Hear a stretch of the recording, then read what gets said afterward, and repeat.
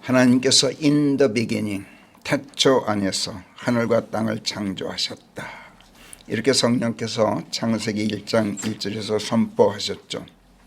우주와 우주 자연계 내에 존재하는 모든 것들을 하나님, 당신 자신 안에 가지고 계시기 때문에 우주와 우주 자연계 내에 존재하는 모든 것들의 근원이시고 태초이신 하나님, 그 하나님께서 태초의 태초 안에서, 즉 당신 자신 안에서 최초로 하늘과 땅을 창조하셨다. 이런 선포였던 겁니다. 시간으로서의 처음일 뿐만 아니라 근원으로서의 처음이신 하나님, 그 하나님께서 당신 자신이 당신 자신을 가지고 하늘과 땅을 창조하셨다는 얘기예요. 바꿔 말해서 하늘과 땅은, 즉 우주와 지구는 하나님께서 당신 자신을 드러내 보이신 하나님의 자기 계시의 결과로 생성되었다. 이런 말씀입니다. 이른바 창조론자들이 하나님의 창조를 두고 흔히들 뭐라 그럽니까? 무에서 유를 만들어낸 것이다. 이렇게 말하죠. 틀렸어요. 하나님의 창조는 영원부터 영원까지 계시는 하나님, 즉 본래부터 계시고 영원토록 존속하시는 하나님, 이 하나님이라는 유에서 우주 만물이라는 유를 창출해내신 사건이에요. 이로써 하나님 자신을 나타내 보이신 결과예요. 그러니까 유에서 유를 끄집어내신 거죠. 예수께서 요한복음 4장 24절에서 밝히신 것처럼 하나님께서는 한 영이시기 때문에 사람의 육안으로 뵐 수 있는 분이 아니에요. 그러하신 하나님께서 당신 자신의 모습을 눈에 보이게 나타내 보이신 것이 하나님의 창조예요. 이것이 하나님의 창조를 두고 하나님의 자기 계시다 이렇게 말하는 이유죠. 하나님께서 당신 자신의 모습을 눈에 보이게 나타내 보이셨다. 이것은 곧 하나님께서 예수 그리스도로 나타나셨다. 이런 말이 되기도 해요. 예수 그리스도는 하나님의 나타나심이었던 거예요. 예수께서는 하나님의 형체시다. 즉 예수께서는 하나님 자신의 나타나심이다. 이렇게 성령께서 성경 도처에서 증언하시는 걸 우리가 성경에서 읽고 있어요. 마리아와 정혼했던 요셉이 그녀와 금침을 하기도 전이었는데 약혼 여인 마리아가 임신한 것을 알게 되었어요. 요셉이 고민에 빠졌죠. 세상 이치로 보자면 마리아가 다른 사내와 간통한 것이 의심의 여지가 없기 때문이었어요. 당시 유대인 사회의 관습으로 보자면 마땅히 이 사실을 대중에게 공개하고 석형에 처함으로써 분부기를 보여야 하는 그런 상황이었어요. 그런데 요셉은 온당한 사람이어서 그렇게 하기를 바라지 않았죠. 그녀를 남모르게 떠나보내기로 마음먹고 있었어요. 그런데 이때 하나님의 천사가 꿈에 요셉에게 나타나서 너 다윗의 아들 요셉아, 내 아내 마리아를 내게 데려다 두기를 두려워 말지니 이는 그녀 안에 잉태되어 계신 분이 성령의 아기이심이라. 이렇게 메시지를 전해요. 다른 역본들은 성령으로 잉태된 아기다 이랬는데 그게 아니에요. 성령의 아기예요. Child of the Spirit예요. 그녀 안에 잉태되어 계신 분이 성령의 아기이심이라. 하나님의 아기다. 그런즉 그 여인이 한 아들을 낳을 것인즉 너는 그의 이름을 예수라 불러야 할지니 이는 그분께서 당신의 백성을 그들의 죄들로부터 구원하실 것임이라. 이렇게 하나님의 메시지를 천사가 꿈에 요셉에게 통보해 주었어요. 마리아의 태중에 잉태된 아기가 사람의 씨로 된 사람의 아기가 아니다. 성령의 아기, 하나님의 은총을 입고 하나님의 씨를 받아 잉태된 하나님의 아기시다. 이런 메시지였던 겁니다. 예수라는 이름은 주께서는 나의 구원이시다. 이런 뜻이에요. 그 아기의 이름을 예수라 하라. 이렇게 지시하신 것은 예수께서 구원자 하나님이시다. 이것을 통보한 것이었어요. 하나님의 천사가 일러준 대로 마리아가 하나님의 아기를 출산합니다. 처녀가 어떻게 아기를 낳는단 말이냐고 일소에 붙이고 이것을 무슨 동화나 우화쯤으로 여기는 것은 하나님을 몰라도 너무 몰라서 하는 소리예요. 사람으로서는 불가능한 일이에요. 자연계의 이치로는 있을 수 없는 일이죠. 그렇지만 하나님께서는 전능자이셔요. 자연계의 모든 질서와 이치를 통할하고 섭리하시는 초권능, 초자연 존재시란 말이에요. 아까 우리가 찬송가 불렀죠. 하이드니 작곡가.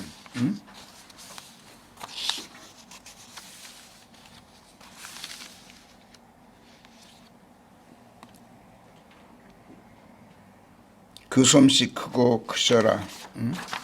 날마다 뜨는 저 태양, 하나님의 크신 권능. 하나님의 크신 권능, 초자연적인 권능이야. 자연계에서는 있을 수 없지만 자연계를 통할하시는 초자연적인 권능이에요. 동정녀 마리아가 하나님의 아들 예수 그리스도를 출산한 사건은 이 세상 자연계에서는 이변이었죠. 그렇지만 하나님의 초자연 세계에서는 조금 더 이상하지 않은 통상적인 그런 일이었어요. 이 사건을 성령께서 마태복음 1장 22, 23절에서 이렇게 증언하셔요. 바야흐로 이 모든 일들이 이루어져서, 그러니까 천사가 와서 전해줬던 그 메시지대로 그 모든 일들이 이루어져서 그 선지자가 주에 관하여 전하였던 바가 성취되었나니, 이사야서에 나오는 그 일이 성취되었나니, 보라, 한 동정녀가 아기를 가져 한 아들을 낳게 되리니 사람들이 그의 이름을 엠마누엘이라 부르게 되리라 하였던 것인즉, 이것을 해석하면 우리와 함께 하시는 하나님이라는 뜻이라. 예수께서 오시기 이전 약 750여 년 전에 한 동정녀가 잉태하여 한 아들을 낳을 것이요 그의 이름을 이마누엘이라 부르게 하리라. 이렇게 이사야서 7장 14절에서 예고되었던 말씀을 마태복음 1장에서 성령께서 인용해서 이렇게 증언하시는 것인데, 이마누엘이라는 말뜻을 해석해 주시면서 예수님의 출현이 곧 하나님께서 우리와 함께 하시게 된 사건이다. 이걸 분명히 해 주셨어요. 이마누엘이라는 것은 하나님께서 우리와 함께 하신다, 이런 뜻이에요. 이사야서의 7장 거기서는 이마누엘이에요. 근데 마태복음 1장에서 인용하실 때는 아이가 2로 바뀌어요. 그래서 마태복음에서 우리가 에마누엘이라 그래요. 여기서는 임마누엘이로. 이거를 우리말 역본들이 여기서도 임마누엘이라 그러는데 그렇게 할 필요가 없어요. 여기서는 에예요. 신약에 오면서 무슨 히스키야도 이스키야 뭐 이런 식으로 바꾸죠. 이사야도 에사야. 이게 뭘 말하느냐 하면은 지방에 따라서 또는 인종에 따라서 또는 여러 지역에 따라서 발음이 조금씩 바뀌는 건 문제가 아니다. 이걸 보여주는 예예요. 예수를 스페인 사람들은 헤수스 그런다고 해서 조금 더 이상하지 않다는 얘기야. 영어로 지저스, 우리말로는 예수, 얼마든지 괜찮다는 얘기예요. 중요한 것은 그 실체지 어떻게 발음하느냐가 중요하지 않다. 이걸 신약에서 성령께서 일일이 보여주시는 거예요. 근데 이거를 마치 틀리기라도 한 것처럼 우리말 여권들이 자꾸 바로 잡는답시고 고치는데 그건 주제넘은 짓이죠. 어찌됐든 이 임마누엘이라는 말 뜻을 성령께서 해석해 주셔요. 요컨대 예수 그리스도, 그분은 하나님 자신에 나타나십니다. 하나님께서 우리와 함께 하시는 것이다. 이렇게 증언해 주셨던 거예요. 요한복음 1장 18절에서도 어느 시대에도 하나님을 뵌 적이 있는 사람이 없던 차에 그 독생자, 곧 아버지 품 안에 계신 분, 이분께서 그분을 예수께서 성부 하나님을 선명히 나타내 보이셨느니라. 이렇게 증언하여 고린도후서 4장 4절에서도 예수님을 하나님의 모습이다, image of God, 이렇게 말씀하고 골로새서 1장 15, 16절에서도 골로새서 1장 13절부터 우리 같이 읽읍시다. 시작. 그분께서 우리를 흑암의 권세에서 건져내시고 당신의 사랑하는 아들의 왕국으로 우리를 옮겨주셔서 우리가 이분 안에서 이분의 피로 말미암는 속량 곧 죄들의 용서를 받아갖고 있나니 이분께서는 눈으로 뵐 수 없는 하나님의 모습이시요 모든 피조물 하나하나의 첫 태생이시니 이는 하늘에 있는 것들과 땅에 있는 것들, 눈에 보이는 것들과 눈에 보이지 않는 것들, 그것들이 보호자들이든 통치권들이든 최고 통수권들이든 권능들이든 모든 것들이 이분 안에서 창조되었고 만물이 이분으로 말미암아 이분을 위하여 창조되었으며 이분께서는 만물 이전이신데 만물은 이분에 의해서 존재함이라. 이렇게 증언해요. 여기서 모든 피조물 하나하나의 첫 태생이시다.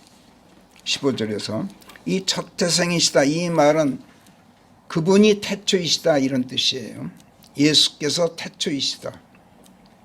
그 태초 안에서 인도 비기닝, 그냥 하나님께서 예수 그리스도 안에서 하늘과 땅을 창조하셨다는 얘기예요. 빌립보서 2장 6, 7절에서도 그분은 하나님의 형체를 입고 계시기에 하나님과 대등하게 되셔도 그것을 참칭으로 생각하지 않으셨다. 이렇게 말씀해요.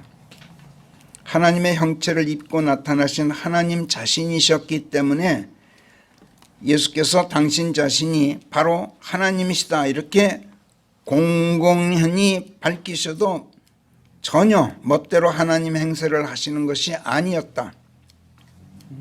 그런데도 7절 그러나 당신의 몸을 아무 명망도 없게 하시고 종의 형체를 당신 위에 가져다 얹으시고 사람과 똑같은 모습이 되셔서 사람과 같은 모습으로 보이시는 가운데 하나님의 몸을 낮추시고 당신의 몸을 낮추시고 죽음에 이르기까지 순종하셨나니 곧 십자가의 죽음이 그것이었느니라. 이렇게 증언하세요.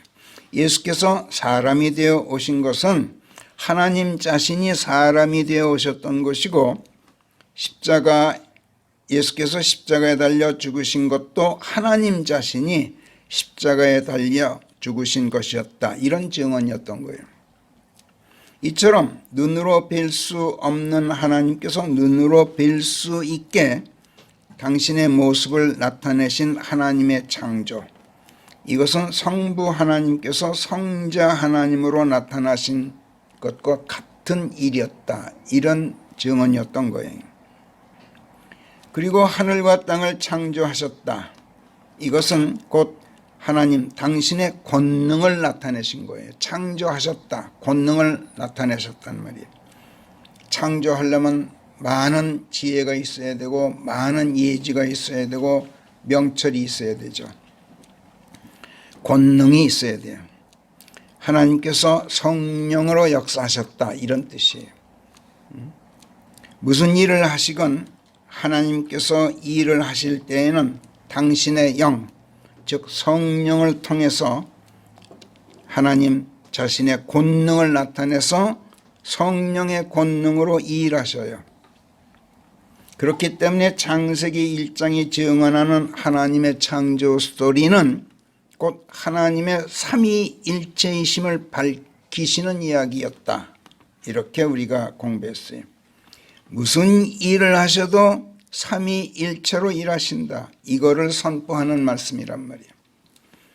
창세기의 창조 스토리를 읽으면서 하나님의 삼위일체를 찾아내서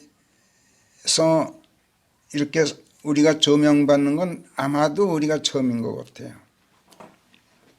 우리가 그렇게 지금까지 배웠어요. 지난주까지. 하나님께서 이처럼 삼위일체로 일하시는 이유는 무엇일까? 창세기 1장 3절에서 하나님께서 말씀하시기를 거기에 빛이 있으라 하시니 거기에 빛이 있었느니라. 또는 11절에서 하나님께서 또 말씀하시기를 땅은 씨를 생산하는 소체인 풀을 내고 또 씨가 그 자체 안에 있어 그 종을 따라 열매 맺는 과실나무를 땅에 내도록 하라 하시니 그것이 그렇게 되었느니라. 이렇게 말씀하는 곳에서 우리가 보듯이 하나님께서 무슨 일을 하셔도 그 일하신 결과는 즉각적인 순종으로 이루어지는 것이기 때문에, 그렇기 때문에 하나님께서는 삼위일체로만 일하시게 돼 있다. 이렇게 우리가 조명받았어요. 하나님께서 삼위일체로 일하신다. 이 뜻은 하나님께서 무엇인가를 뜻하시면, 무엇인가를 생각하시면, 목적하시면 그 뜻하신 바가 어김없이 이루어질 뿐만 아니라 즉각적인 반응으로 이루어진다는 것을 말해요. 이 어김없음, 이 지체 없음은 삼위일체여야만 실현돼요. 사람도 마찬가지예요. 사람도 무엇인가를 뜻하고 뜻한 바를 어김없이 이루고 지체 없이 실현하려면 사람이 마음속으로 뜻한 바를 즉각 행동으로 옮기는 몸이 있어야 되겠죠. 또 그 몸이 행동해서 뜻한 대로 즉각 뜻한 바를 성취시킬 수 있는 능력이 우리 자체 안에 구비되어 있어야 돼요. 요컨대 혼과 몸과 능력, 이 삼위가 일체를 이루고 있어야 된단 말이에요. 하나님이 삼위 중 성부 하나님은 혼에 해당해요.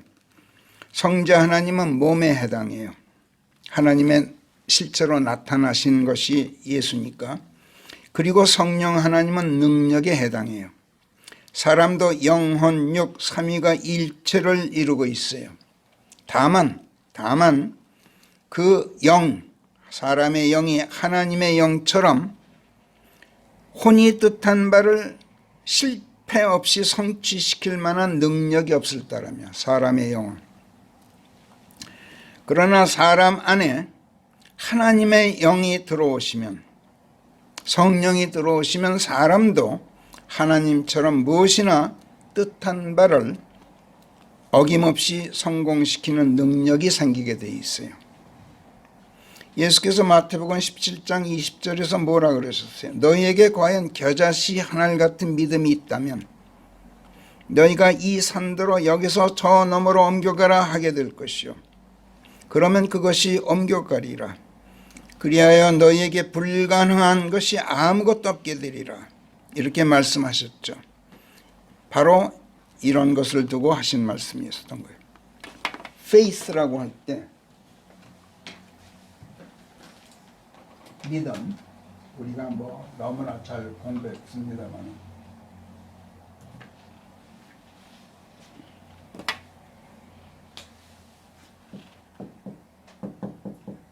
일차적으로는 믿음이란 1차적으로는 절대적인 확신이에요. 절대적인 확신, confidence죠. absolute, 절대적인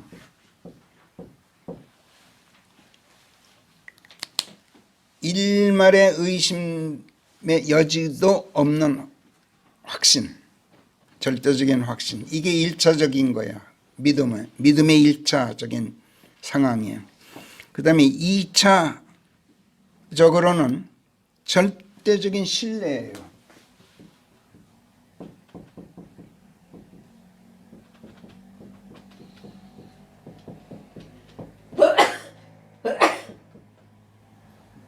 트러스트. 절대적인 신뢰. 그러나 궁극적으로는 믿음이란 궁극적으로는 절대적인 확신과 신뢰에서 한 걸음 더 나아가서 그 확신하고 신뢰하는 바 안에 나 자신을 집어넣는 것.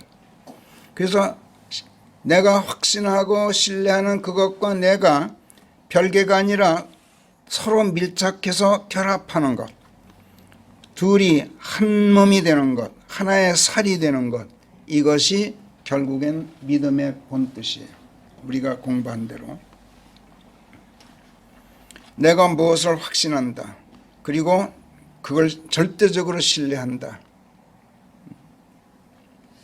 여기서 한 걸음 더 나가서 아예 그것 안으로 내가 들어가 버린다. 그래서 그것과 내가 하나가 돼 버린다. 이게 믿음이란 말이에요. 예수께서 나를 위해 내 모든 죄들을 청산하시기 위해서 내 대신 피 흘려 죽으셨어요. 내 모든 죄들을 속량하셨던 거예요. 나를 죽음에서 구속해내셨어요. 이로써 나를 살리셨다. 이렇게 전하는 복음. 이 복음을 내가 믿고 받아들였어요. 그래서 그분께서 나로 하여금 하나님과의 원수 관계를 청산하고 화목한 관계가 되도록 하셨다. 이 사실을 일말의 의심도 없이 확신하는 것이 믿음의 제1단계였어요. 그렇다면 그러하신 그분께로 내가 나아가서 나 자신과 내 모든 것을 그분께 맡기고 내 구원을 그분께 의탁함으로써 예수 그리스도를 내 구원자로 영접하는 것. 이것은 믿음의 제2단계 신뢰예요. 물론 예수 그리스도의 그러하심을 알리는 복음을 내게 전해주신 분은 성령 하나님이셔요. 또 나로 하여금 그 복음을 믿고 받아들이게 하신 분도 성령 하나님이셔요. 또 나로 하여금 그분께로 나아가 내 모든 것을 그분께 맡기고 의탁할 만한 신뢰감을 갖게 하신 것도 성령 하나님이셔요. 이렇게 되었을 때 성령께서는 나를 예수 그리스도 안으로 집어넣어 주셨어요. 침례시키셨어요. 그분의 죽으심 안에서 내 죄의 몸을 멸하셨어요. 내 옛사람을 죽여버리셨어요. 예수 그리스도의 죽으심 안에서. 이렇게 해서 나를 예수 그리스도와 하나가 되게 하셨죠. 성령께서. 그리고 죽은 자들로부터 다시 일으켜주신 그분의 부활 안에서 나를 새 사람으로 태어나게 하셨어요. 성령께서. 나를 낳으셨단 말이야. 이것이 성경이 말씀하는 성령 침례라고 우리가 배웠어요.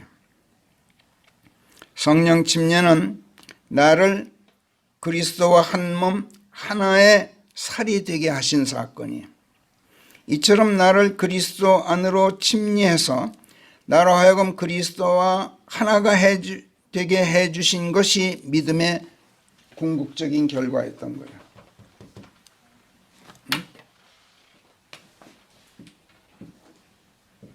완네스라고 해요. 이게 믿음의 궁극적인 결과예요. 이렇게 되기까지 내가 스스로 한 일은 아무것도 없어요.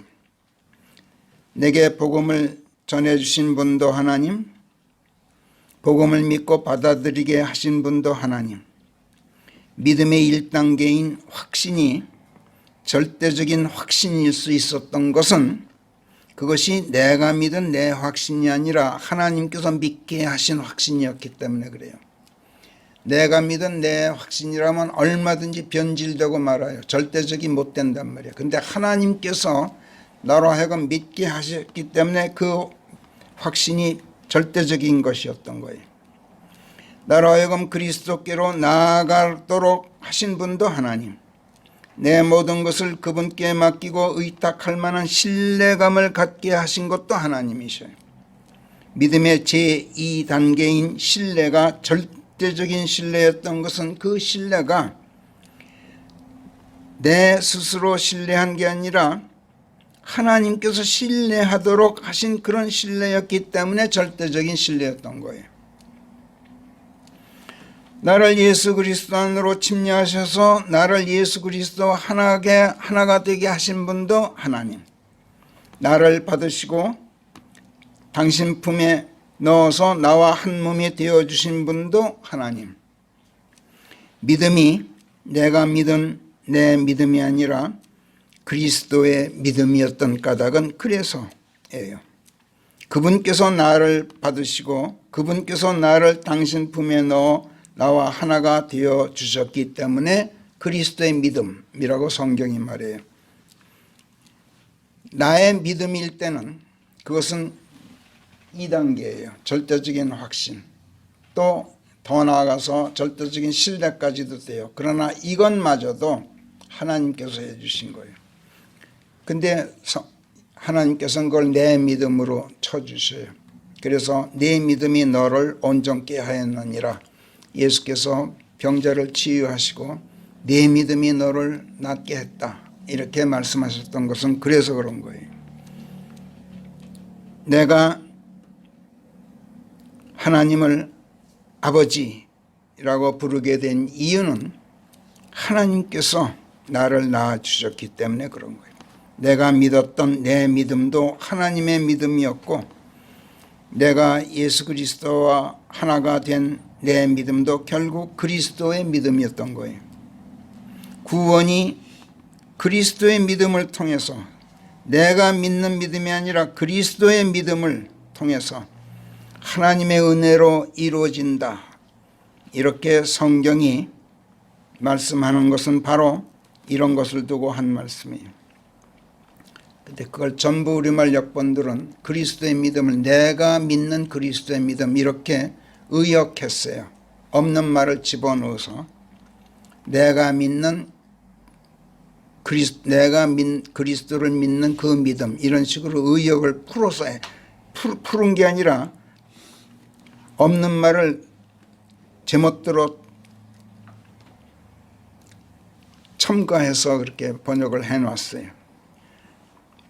성경이 The face of Christ, 그리스도의 믿음, 그랬으면 그리스도의 믿음이고, The face of God, 하나님의 믿음, 그러면 하나님의 믿음이에요. 그걸 왜 자꾸 사람 생각으로 바꾸느냐고. 예수께서 나를 받으시고 당신과 하나가 되어 주셨단 말이야. 성령께서 나를 집어넣어 주셨고 나는 가만히 있었어요. 단지 가만히 있었던 것이 중요해요. 저항하지 않았단 말이야. 거기 그게 순정으로 하나님께서 받아주시고 인정해 주시고, 심지어는 예수 그리스도를 구원자로 내가 확신하고 신뢰하게 된 것까지도 하나님께서 스스로 나한테 은혜를 입으신 것으로 치부하셨어요. 그래서 요한복음에서 뭐라 그래요? 1장 11절에서 이 말, grace for grace, 이걸 우리말 역본들이 은혜 위에 은혜라라, 순엉터리야, 그런 말 아니에요. 은혜에 대한 은혜였다. 은혜를 은혜로 갚아주신 것이었다. 하나님께서 내가 예수님을 내 구원자로 영접한 것을 하나님께서 은혜 입으신 것으로 보시고 그 은혜에 은혜로 갚아서 나를 구원해 주셨단 말이에요. grace for grace예요.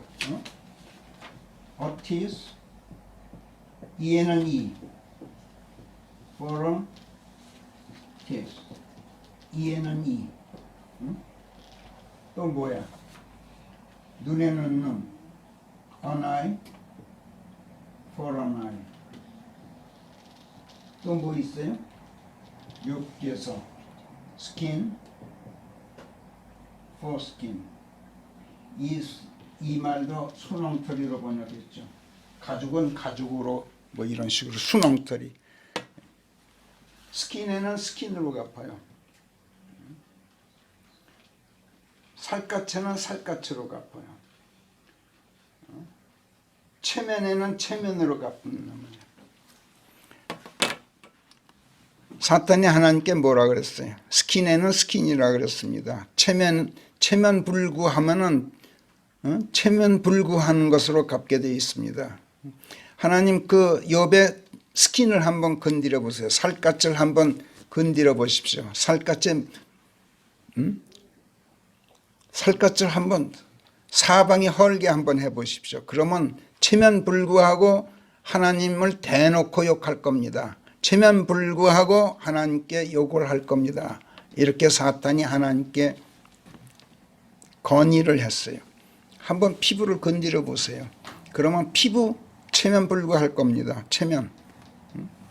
피부를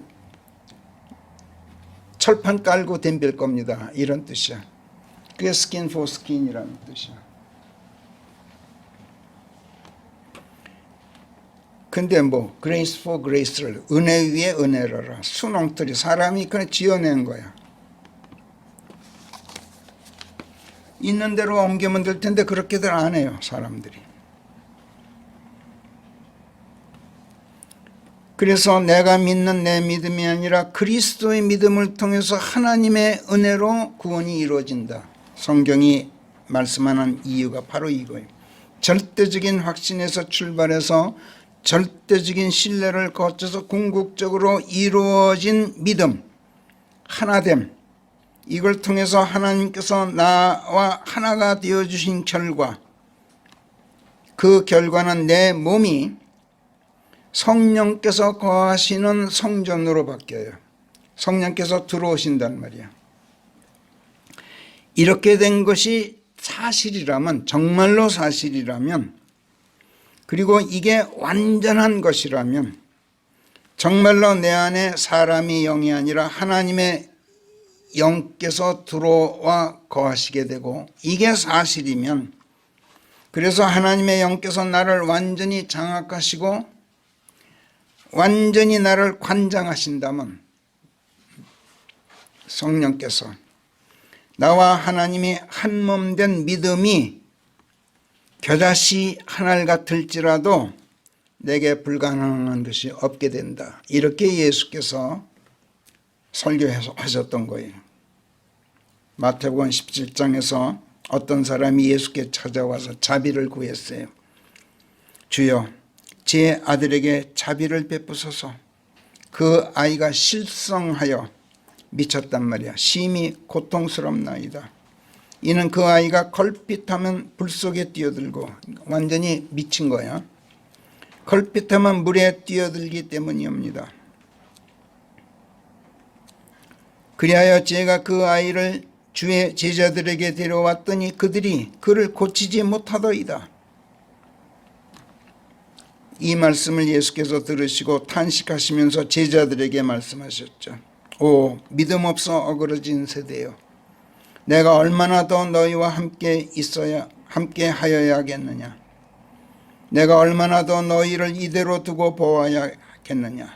이렇게 탄식하신 다음에 그 아이를 당신 앞에 데려다 놓으시고 마귀를 꾸짖으셨어요. 그러자 마귀가 떠나 그 아이가 바로 그 시각에 치유되죠.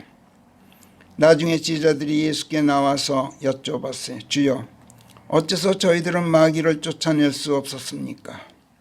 예수께서 대답하셨어요. 너희의 불신 때문이니라. 이 믿음의 제1단계인 절대적인 확신이 너희에게 없어서 그런 것이었다. 그래서 내가 너희에게 진실로 말하노니 너희에게 과연 겨자씨 하늘 같은 믿음이 있다면 너희가 이 산들어 여기서 저 너머로 옮겨가라 하게 될 것이요 그러면 그것이 옮겨가리라. 그리하여 너희에게 불가능한 것이 아무것도 없게 되리라. 절대적인 확신에서 절대적인 신뢰를 거쳐 궁극적으로 하나님과 하나가 돼서 성령께서 너희 안에 들어와 거하시게 되면 하나님의 영께서 하나님의 권능이 네 안에 들어와 있게 되면 그렇게 되면 겨자씨 하늘 같은 믿음이라도 이것이 절대적인 확신이라면 아마도 절대적인 신뢰는 겨자씨 두 알만큼일지도 몰라. 그 다음에 궁극적으로 하나님과 하나 된 것, 이거는 겨자씨가 한 알이 아니라 한 바구리일지도 모르겠어. 어찌됐든 절대적인 신뢰는 겨자씨 두 알 같은 믿음일지도 모르지만 그것만이라도 절대적인 것이기 때문에 하나님께서 갖게 해주신 확신이기 때문에 산이라도 옮길 수 있는 그런 능력이 나온다. 이렇게 말씀하셨던 거예요. 이런 상태는 내가 내 육신적 자아를 떠나서 내가 나 자신으로부터 완전하게 벗어나 있는 상태. 그래서 나는 없고 하나님께서만 계신 상태가 되어야만 이르게 되는 상태예요. 사도 바울이 갈라디아서 2장 20절에서 말씀한 그대로 나는 그리스도와 함께 십자가형에 처해졌나니 나는 없다. 그럼에도 내가 살아있는 것은 내가 아니라 그리스도께서 내 안에 살고 계신 것이다. 내가 지금 육신 안에 살고 있는 이 삶은 나를 사랑하신 나머지 나를 위하여 당신 자신을 주신 하나님의 아들의 그 믿음, 한몸 되어주심이 편성해서 내가 지금 살고 있는 것이다. 이렇게 고백했던 상태 말이에요. 이게 바로 내가 나 자신으로부터 완전하게 벗어나 있는 상태. 그래서 나는 없고 하나님께서만 계시게 된 상태. 이게 믿음의 궁극적인 상태예요. 어떻게 해야 내가 이런 상태에 이를 수 있다고 우리가 배웠죠? 예수께서 말씀하셨어요. 겨자씨 하늘 같은 믿음만 있어도 이렇게 말씀하신 다음에 너희가 마귀를 쫓아낼 수 없었던 것은 너희 불신 때문이었다. 너희에게 겨자씨 하늘 같은 믿음이 있었다면 너희가 능히 마귀를 쫓아낼 수 있을 것이다. 그러나 17장 마태복음 17장 21절에서 무슨 짓을 하여도 이런 종류는 기도와 금식을 힘입지 않고는 나가지 않느니라. 이렇게 결론을 내려주셨어요. 기도는 뭘 말해요? 내가 하나님과 단둘이 있는 상태예요. 기도는 하나님과 나하고 달랑 둘이 같이 있는 상태가 기도예요. 아무것도 없어요. 그 외에. 금식, 이거는 하나님 앞에서 아예 내 존재가 없는 상태예요. 기도의 최상의 상태가 금식 상태예요. 밤 몇 끼 굶는다는 거, 그게 금식인 줄로 아는데 천만의 말씀. 하나님께 내가 무엇 좀 간구한다고 해서 그게 기도인 줄로 착각들 하는데 천만의 말씀. 기도는 모든 것 다 버리고 하나님하고만 달랑 둘이 있게 된 상태를 말해요. 그러나 그런 나조차 예수 그리스도의 이름 안에 있게 되기 때문에 기도는 예수 그리스도의 이름 안에서 하잖아요.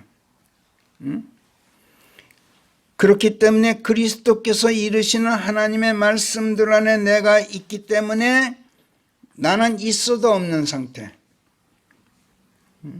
하나님 앞에 있는 것은 내가 아니라 말씀으로 임하여 계신 그리스도인 상태. 이 그리스도 앞에서 마귀가 어찌 쫓겨나지 않을 수 있겠어요? 뜻한 바를 어김없이 성공하고 싶으세요? 계획한 바가 속히 성취되기를 바라세요? 그렇다면 하나님처럼 영혼, 육, 삼위일체로 뜻을 세우고 삼위일체로 말하고 삼위일체로 일하세요. 그러나 영만은 사람의 영이 아니라 하나님의 영이시도록 하세요. 그러면 불가능한 것이 없다고 예수께서 약속하고 보장하셨어요. 예수 그리스도와 한 몸이 됨으로써 그렇게 하란 말이에요. 그리스도께서 말씀을 육신으로 입고 하나님의 말씀으로 임하여 계시니까 그리스도와 한 몸이 된다 하면 곧 하나님의 말씀과 한 몸이 되는 것을 말한다고 우리가 배웠죠. 이렇게 함으로써 내 안에 거하는 영이 내 영이 아니라 하나님의 영이시도록 하란 말이에요. 그러면 불가능한 일이 아무것도 없을 것이다. 하나님께서 약속하고 보증하셔요. 창세기는 단순히 하나님의 창조 사역만을 이야기하는 책이 아니에요. 창세기가 전하는 하나님의 창조 스토리는 하나님의 말씀에 대한 절대적인 확신과 말씀하시는 하나님에 대한 절대적인 신뢰, 그리고 궁극적으로는 하나님과 하나가 되어 있는 믿음의 권능에서 발휘되어 나오는 놀라운 일들을 이야기하는 책이에요. 그게 창조예요. 창세기가 소개하는 핵심적인 인물들을 한번 보세요. 누구입니까? 아브라함과 이삭과 야곱, 그리고 요셉. 창세기에 등장하는 핵심적인 인물이에요. 이들이 과연 어떤 사람들이었습니까? 모두가 예외 없이 믿음을 힘입고 나그네살이 했던 사람들이라고 성경이 증언해요. 이들에 대해 훗날 성령께서 히브리서 11장에서 뭐라고 말씀했습니까? 17절, 히브리서 11장 17절. 믿음 덕에 아브라함은 그가 시험받았을 때 어찌어찌 하였다. 하나님께서는 심지어 죽은 자들로부터라도 그를 일으킬 수 있다고 그가 해렸기에 그랬다. 또 20절에서 믿음 덕에 이삭은 장차 닥칠 일들을 놓고 어찌어찌 하였다. 믿음 덕에 야곱은 임종 때 요셉의 두 아들을 축복하였고 자기 지팡이 상단에 기대어 경배를 드렸느니라. 믿음 덕에 요셉은 임종 때 이스라엘 자손에게 작별을 고하였고 어찌어찌. 그리고 또 누구가 창세기에 등장합니까? 그렇죠. 아벨, 에녹, 또 노아가 있어요. 그리고 사라가 있었죠. 이들에 대해서도 성령께서 뭐라 그랬어요? 믿음 덕에 아벨은 카인보다 더 훌륭한 희생제물을 하나님께 드려서 그의 예물들을 증언하시면서 그가 의로웠다고 증언하시는 하나님을 그 덕의 증인으로 확보하여 그가 죽었는데도 그 덕에 여전히 말하고 있느니라. 아벨은 죽었어도 지금까지 아벨이 무언가를 우리에게 전하고 있단 말이에요. 5절 믿음 덕에 에녹이 옮겨져 죽음을 보지 않게 되었나니 하나님께서 그를 옮기셔서 찾아볼 수 없게 되었던 것인즉 그가 옮겨지기 전에 하나님을 기쁘시게 하였다는 이 증거를 갖고 있었다는 것이라. 또 7절 노아는 아직 보이지도 않는 일들에 대한 하나님의 경고를 받고 믿음 덕에 두려움을 갖고 믿음 덕에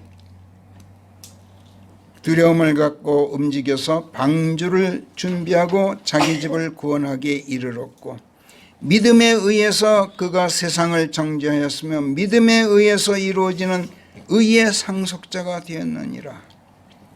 이렇게 성령께서는 창세기에 등장하는 주요 인물들을 모두 믿음과 결부해서 설명하셔요. 믿음 하면 흔히들 신약 성경을 떠올리죠. 성경을 쓰신 성령께서는 창세기에서부터 심지어 하나님의 창조 스토리에서부터 믿음을 이야기하신다는 걸 사람들이 전혀 모르고 있어요.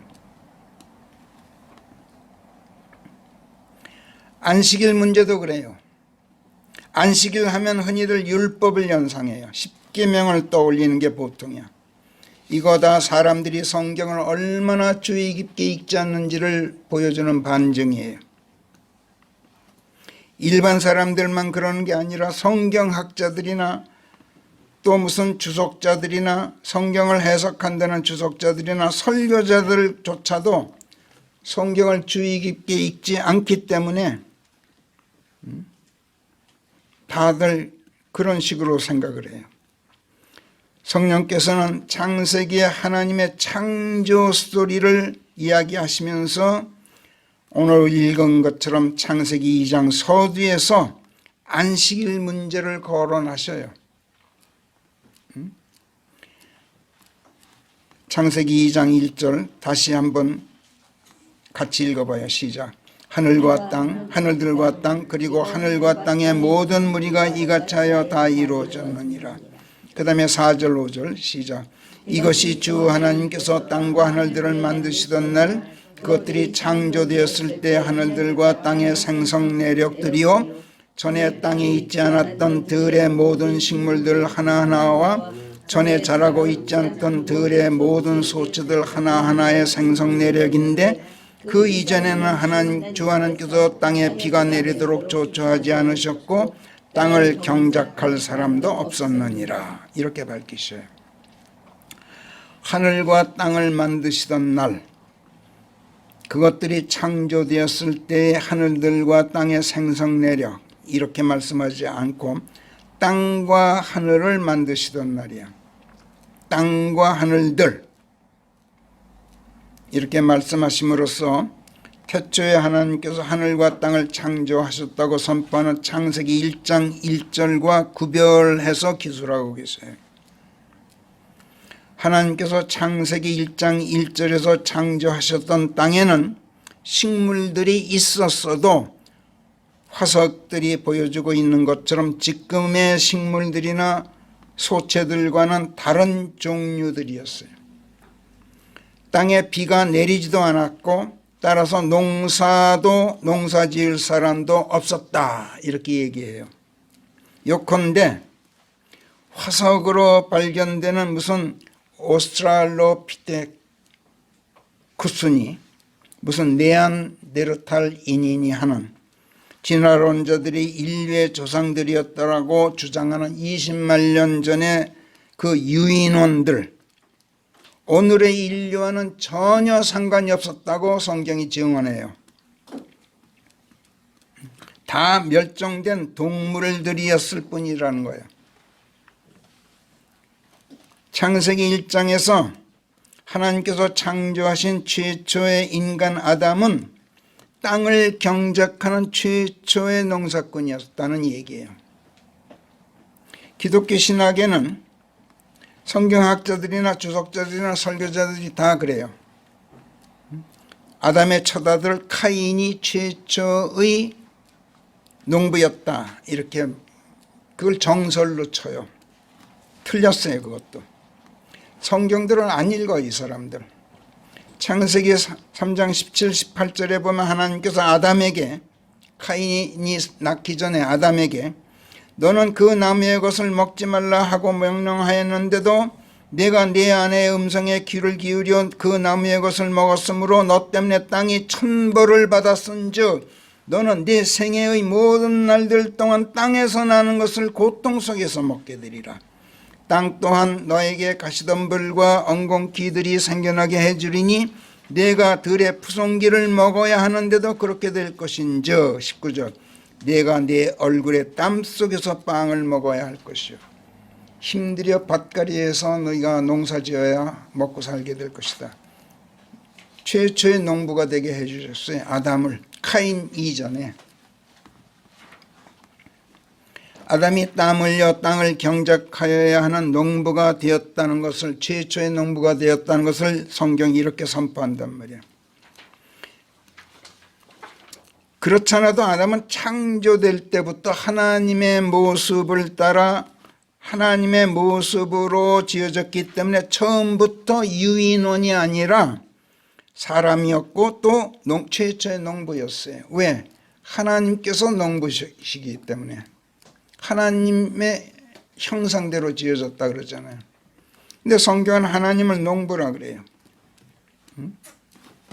성경에서 농부란 말은, 농부를 뭐라 그래요? 파머라 그러죠. 그래서 성경에서는 이렇게 안 해요. 허스밴드가 뭐예요? 남편이죠. 허스밴드맨이 농부예요.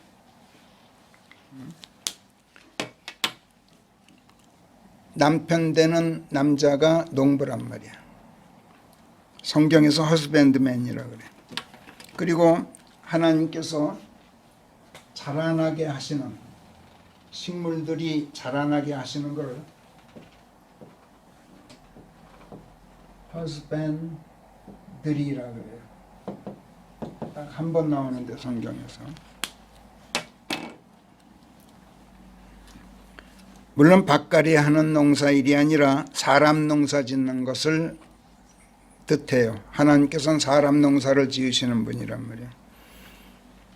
고린도전서 3장에서 바울은 누구고 아폴로는 누구냐? 주께서 각 사람에게 주신 대로 그들에 의해서 너희가 믿게 되었나니 그렇다면 그들은 단지 일꾼들일 따름 아니냐? 나는 심었고 아폴로는 물을 주었느니라. 그러나 성장케 하시는 분은, 허스밴드리는 하나님이시니라. 사실이 그러한즉 성장토록 하시는 하나님 외에는 심는 자가 별것 아니요 물 주는 자가 별것 아니니라. 무릇 심는 자나 물 주는 자가 매 한 가지니 각 사람은 그가 수고한 대로 그 자신의 보상을 받게 되는 것이라. 이는 우리가 하나님을 모신 노무자들이기 때문이라. 너희를 농사 지으시는 분은 하나님이신즉 너희는 하나님의 허스밴드리에 의해서 자라나는 사람들인즉 너희는 하나님께서 지어 올라가시는 자들이니라. 고린도전서 3장 5절부터 9절 말씀이야. 또 예수께서도 요한복음 15장 1절에서 나는 참 포도나무요 내 아버지께서는 농부시라. 여기서 husbandman이라는 말이 처음 나와요.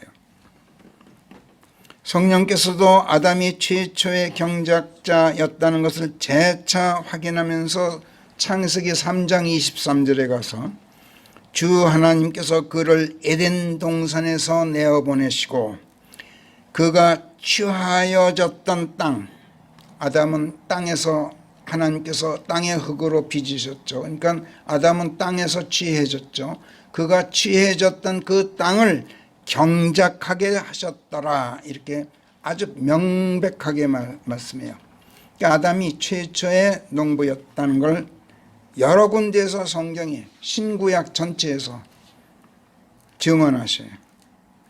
그리고 카인에 대해서는 뭐라 그래요? 창세기 4장 2절에서 그냥 땅을 가는 자가 되었다 이렇게 말씀하지 최초로 땅을 가는 자가 되었다 이렇게 말씀하지 않아요.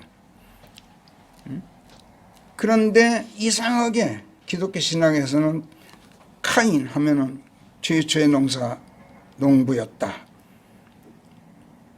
제멋대로들 그렇게 갖다 붙여요. 기독교 신학자들, 주석자들, 설교자들 성경을 제대로 읽지도 않고 제멋대로 해석한 아주 무식하고 무책임한 사람들이야. 그렇기 때문에 우리가 경계해야 돼요. 굉장히 경계해야 돼요. 아담이 그의 아내 이브를 알았더라. 그러자 그녀가 잉태하여 카인을 낳고 말하기를 내가 주께로부터 사람을 하나 얻었다 하더라. 그리고 그녀가 또 그의 아우 아벨을 낳았더라. 그리고 아벨은 양들을 돌보는 자가 되었고 카인은 땅을 가는 자가 되었더라. 그냥 이렇게만 말하지 카인이 최초의 농부였다 뭐 이런 말 없어요. 아무튼 하나님께서는 창세기 1장에서 창조의 일을 마치셨어요. 이것을 성령께서 오늘의 본문 창세기 2장 2절 3절에서 하나님께서 당신께서 만드시던 당신의 일을 일곱째 날에 끝내신 것이라. 그리고 그분께서 그 일곱째 날에 당신께서 만드시던 모든 일을 마치고 안식하셨느니라.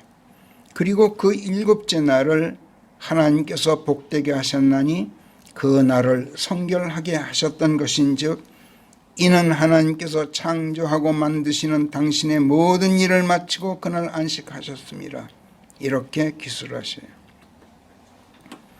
바야흐로 하나님께서 일곱째 날에 창조의 일을 마치고 그날 쉬셨기 때문에 그 일곱째 날을 sanctify 하심으로써 성결케 하심으로써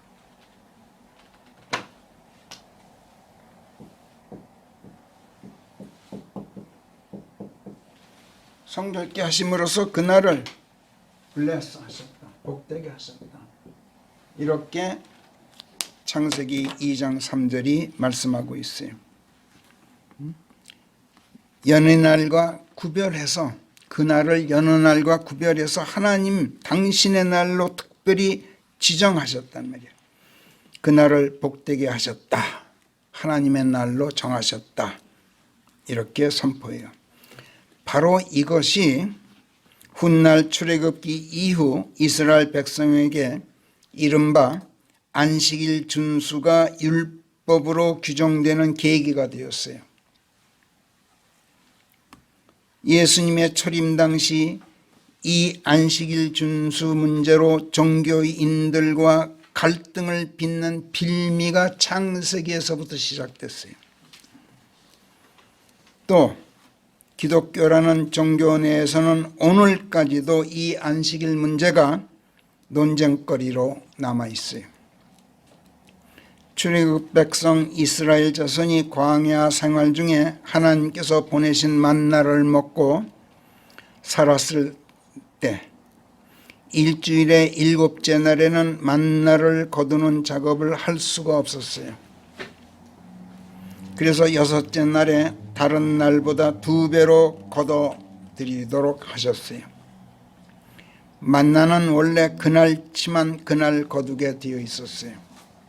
내일치를 오늘 거두지 못하게 되어 있었어요. 거두더라도 썩은 냄새가 났어요. 하룻밤만 지나면. 하나님께서 그렇게 하셨어요. 왜 그렇게 하셨죠? 예수께서 말씀하셨죠. 내일 무엇을 먹을까, 무엇을 입을까, 무엇을 마실까 고심하지 말아라. 내일 일은 내일 해결될 것이다. 오늘 수고만으로도 벅차다. 이게 뭘 말합니까? 내일 뭘 먹을까? 하나님에 대한 절대적인 신뢰가 없기 때문에 그런 걱정을 하게 된다는 얘기야. 그래서 만나는 원래 그날치만 거두게 되어 있었어요. 내일치 오늘 미리 거두지 못하게 되어 있었어요. 이 명령에 거역해서 어떤 사람들은 내일치를 오늘 미리 거둬들였더니 어떻게 됐어요? 하룻밤 자고 나면 썩어버려서 먹을 수가 없었어요. 하나님을 정말 신뢰한다면 내일 무엇을 먹을까, 무엇을 마실까, 무엇을 입을까 오늘 걱정할 필요가 없다는 것을 만나 시절에 벌써 실증적으로 체험하도록 해 주셨어요. 이에 대해 모세가 출애굽기 16장에서 백성에게 하나님의 메시지를 전하면서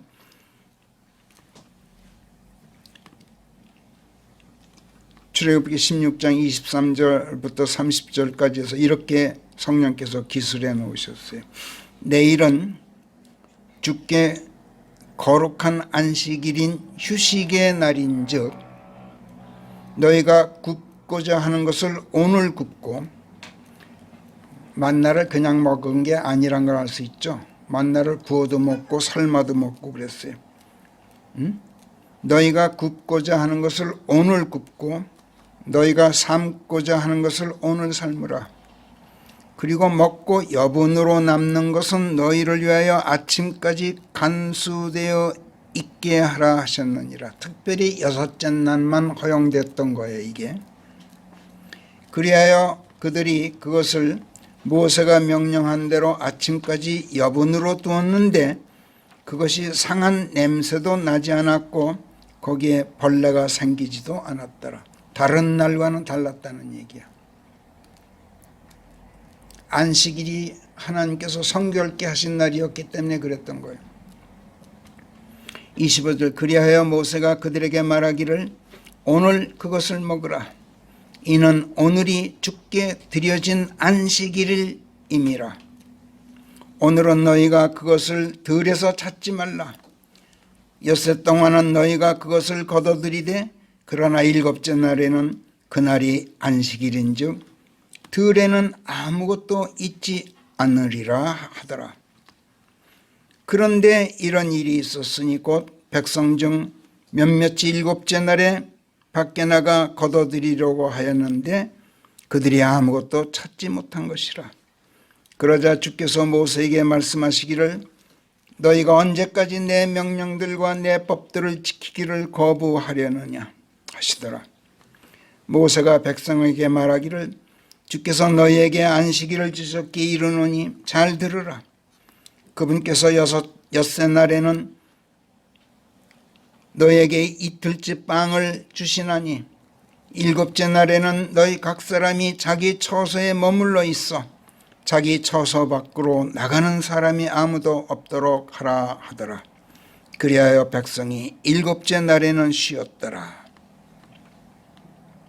휴식의 날인 7째 날 안식일을 주께 드려진 날 이렇게 말씀하고 있어요.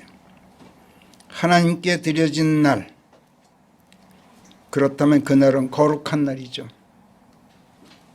성경에서 거룩하다, 이 말은 세상에서 말하는 소위 성스럽다 이렇게 말하는 것과는 전혀 다른 의미예요. 성경에서는 오직 하나님께 속해서 세상사나 인간사와는 엄격히 구별되는 가운데 세상과 인간과는 일체 관계가 없기 때문에 세상을 위해서나 사람을 위해서 사용해서는 절대 안 되는 것, 이걸 거룩하다라고 말씀해요. 성경에서. 이처럼 무엇인가를 하나님께 속한 것으로 구별하는 일을 성경은 다른 말로 sanctify라고 그래요. 이 말을 sanctify 한 것을 창세기 2장에서 2장 3절에서 bless 한다고 말하고 이걸 다른 말로 hallow라고 그래요. 거룩하게 받들다.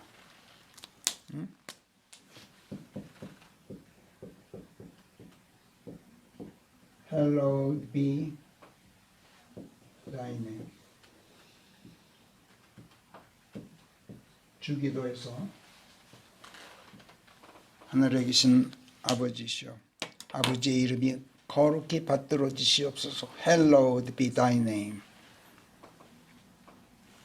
아버지의 이름이 거룩히 받들어지시옵소서. 이게 sanctify와 같은 뜻이야. 이걸 또 다른 말로 성별이라고 그러죠. separate. 성경에서 성별하다.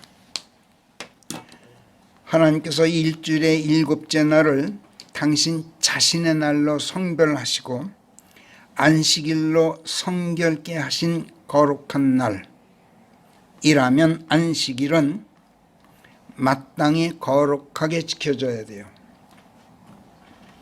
하나님께서 이것을 출애굽기 20장에서 모든 율법 규례들의 핵심 골자인 10계명의 제4계명으로 제정하실 만큼 중요한 그러한 명령이었어요. 안식일을 기억하여 그날을 거룩하게 지켜라.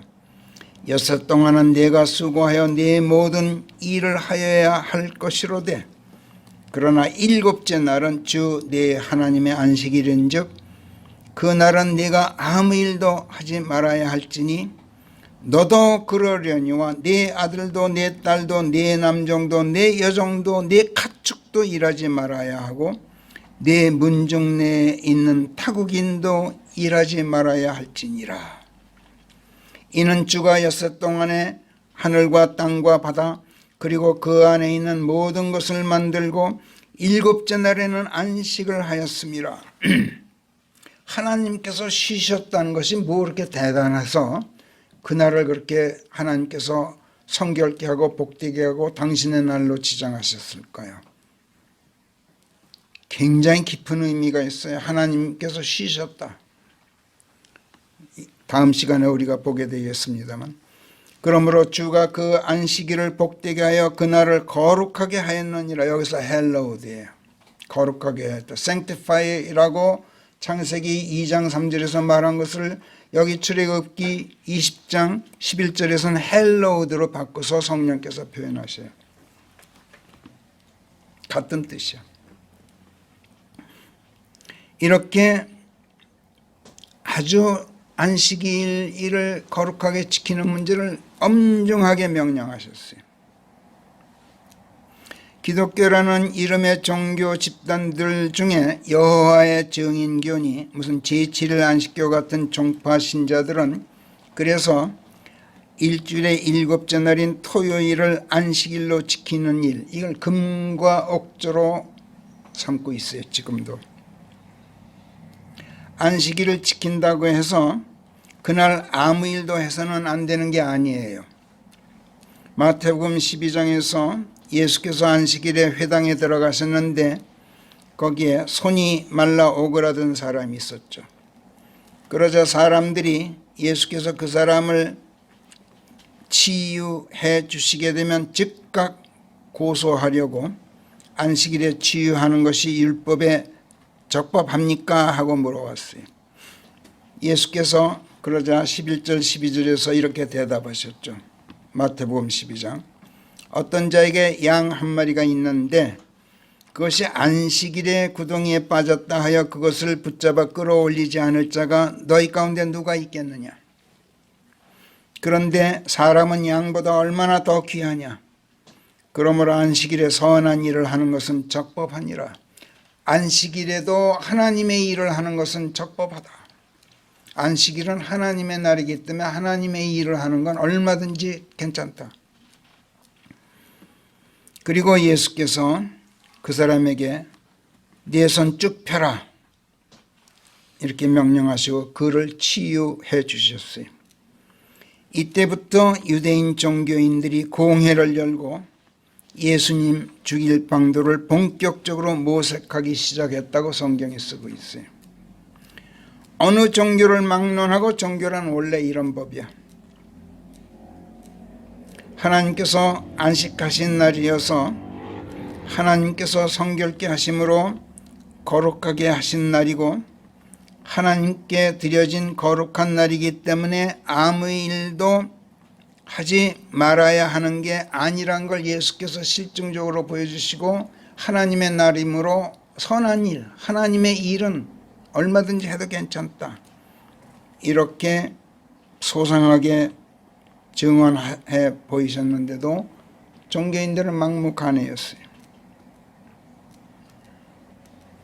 오히려 하나님의 날이기 때문에 하나님의 일을 해야만 하는 날이에요. 그게 안식일이야.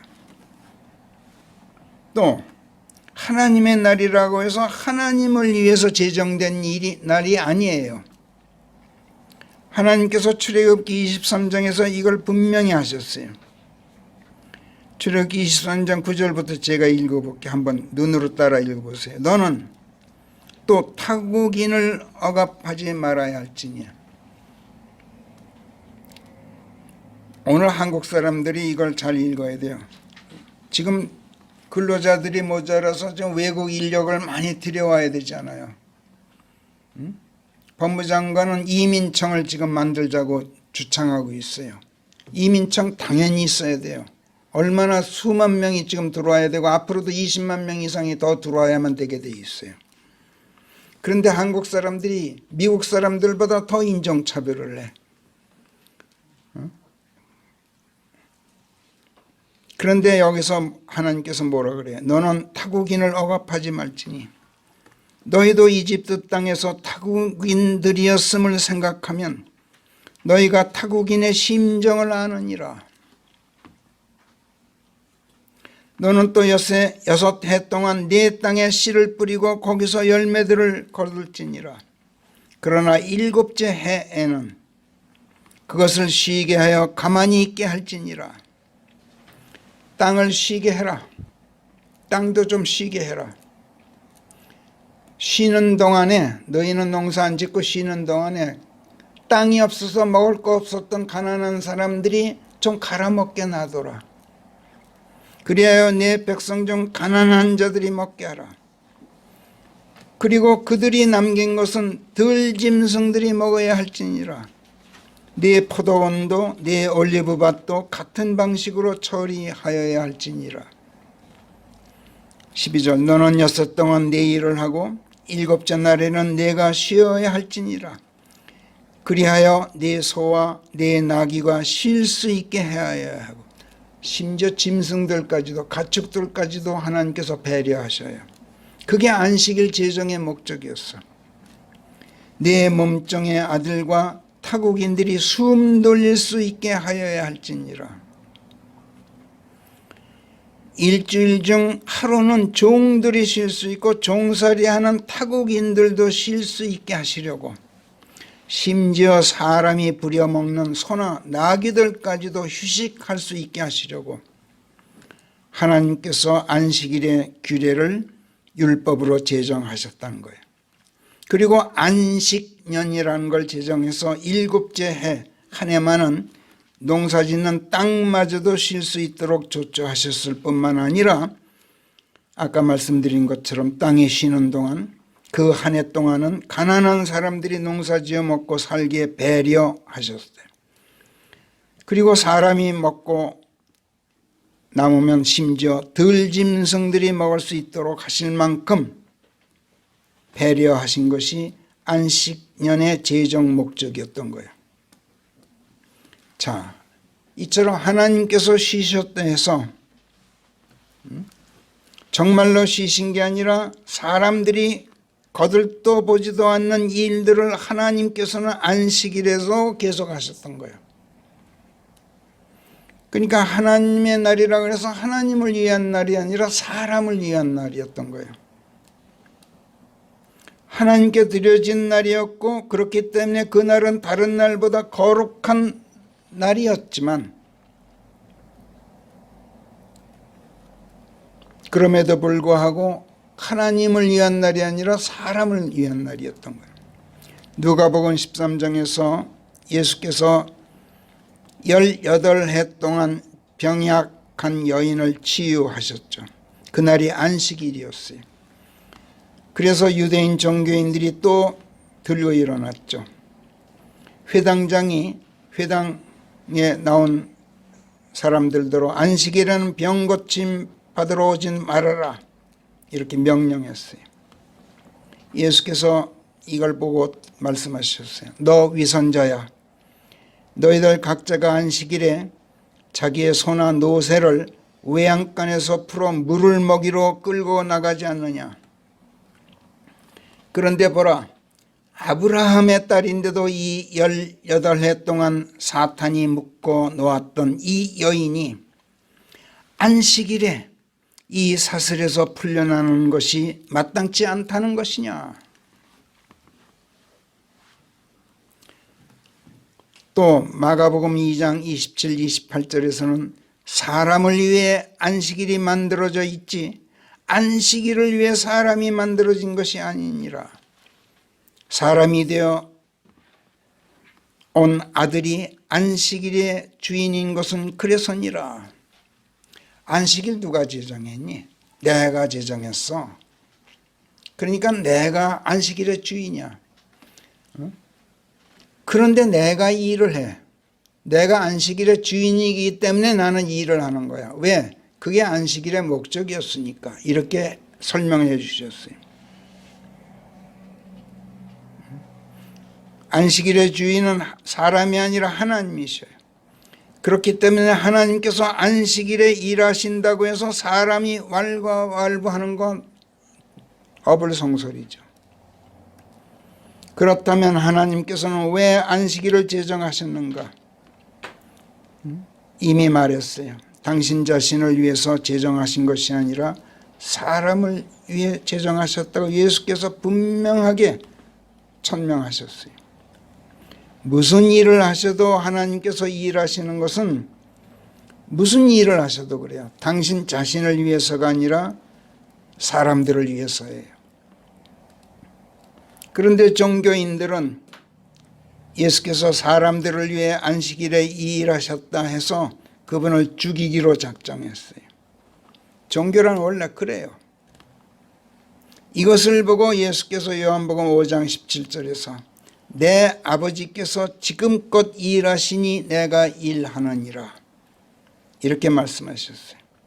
내 아버지께서 일하시기 때문에 내가 일한다가 아니야. 아버지께서 지금껏 여태까지 아버지께서 일하시니까 나도 일한다. 하나님께서 창세기 1장에서 창조의 사역을 마치시고 일곱째 날에 쉬셨다고 해서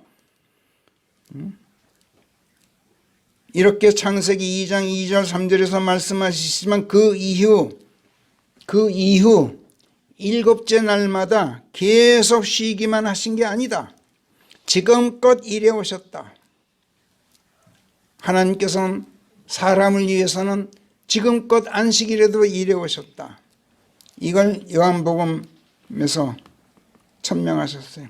그러므로 내가 일하는 것이다.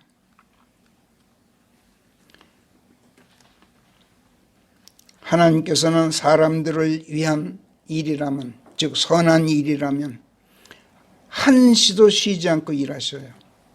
이게 하나님의 일이에요.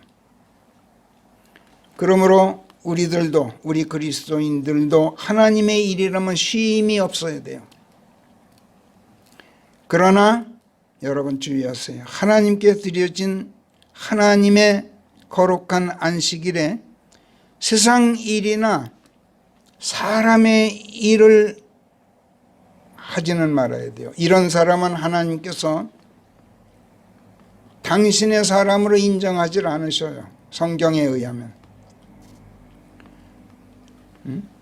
이사야서 56장 1절 2절 보세요. 주가 이같이 말하노니 너희는 법도를 지키고 정의를 실행하라. 내 말씀을 지키고 사람을 위한 일을 해라. 하나님의 일을 해라. 너 자신의 일을 하는 게 아니라 세상 일을 하지 말고 하나님의 일을 해라. 왜? 이는 내 구원이 가까이에 이르러 있어 내 의가 드러날 것임이라. 이것을 실행하는 사람은 복되나니 이것을 실행하는 사람이 하나님의 사람이니, 뒤집어 말하면 이것을 실행하지 않는 사람은 하나님의 사람이 아니니, 곧 안식일을 지켜 그것이 오염되지 않도록 하고 자기 손을 지켜 그 어떤 악도 행하지 않도록 하는 이것을 고수하는 사람의 아들이 복되니라. 그렇지 않은 사람은 하나님의 사람이 아니니라. 안식일을 지키는 사람이 복되니라. 안식일을 지키지 않는 사람은 복되지 않느니라. 즉 하나님의 사람이 아니니라. 이렇게 말씀하셨단 말이에요. 4절 보세요. 내 안식일을 지켜 나를 기쁘게 하는 일들을 골라서 하며 내 언약을 단단히 붙잡고 있는 자들은 내 울타리 속 내 집 안에 한 처소를 둘 것이요. 내 울타리 속 내 집안이 어디예요? 여러분, 하나님의 울타리 속 하나님의 집안 어디예요? 교회예요, 교회. 오늘날 사람들이 교회를 도적들의 소굴로 만들었지만 원래 하나님의 집, 교회예요. 그게 하나님의 울타리 속이에요. 끊어지지 않는 영원한 이름을 내가 그들에게 주겠노라. 말씀을 주겠노라. 6절 안식일을 지켜 그것이 오염되지 않게 하고 내 언약을 굳게 잡고 있는 한 사람 한 사람 그 모든 자들을 내가 내 거룩한 산으로 데리고 가서 그들로 내 기도의 집에서 교회에서 즐겁도록 할 것인즉 그들의 번제물들과 그들의 희생 제물들이 내 제단 위에서 받아들여지리라. 그리하여 내 집이 교회가 모든 사람들을 위한 기도의 집이라 일컬어지게 되리라. 도적들의 소굴이 아니라 기도의 집, 하나님과 내가 단둘이 있는 집. 그런데 그 나마저 금식하고 있는다. 내 육신적 자아를 버리고 그리스도의 이름 안에서 그리스도가 되어서 하나님의 말씀 안에서 말씀이 되어서 하나님만 계시게 되어 있는 집, 기도의 집 이라 일컬어지게 되리라. 지금 이사야서 56장 4, 5, 6, 7을 제가 발췌해서 읽었어요. 이사야서 58장 13, 14절에서도 네가 네 발길을 돌려 안식일에서 벗어나지 않고 내 거룩한 날에 네 쾌락 행하기를 버린다면 그리하여 너 자신의 길들을 행하지 않고 너 자신의 쾌락을 찾아 나서지 않으며 네 말을 짓거리지 않는 가운데 그날은 사람의 말도 하지 말아야 돼.